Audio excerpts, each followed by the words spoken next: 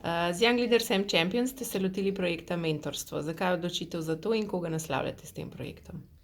Za M-Champion smo se odločili za ta projekt zato, ker M-Cham s svojim mentorstvom že pokriva v okviru Young Professionals. Zato smo pa zdaj naslovili še v bistvu mlajšo publiko, staro od 15 do 25 let.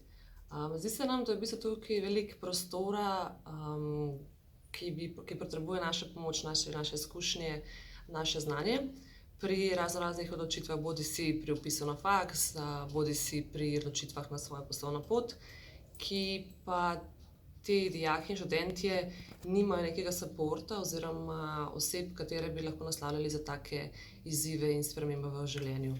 S tem želimo v bistvu tej mlajši publiki omogočiti nek razvoj, nek preskok, da svoje potenciale v bistvu izkoristijo v polni meri. Mogoče jih niti še ne poznajo in jih tako zavestijo in lahko izpostavijo na dan in na plan. Zdaj pa še drugo vprašanje. Kaj je zadnja stvar, ki si se je v življenju naučila?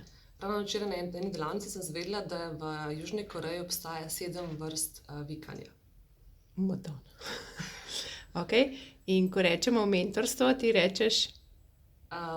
Potencial, širitev znanj in delitev svojih izkušenj. Super.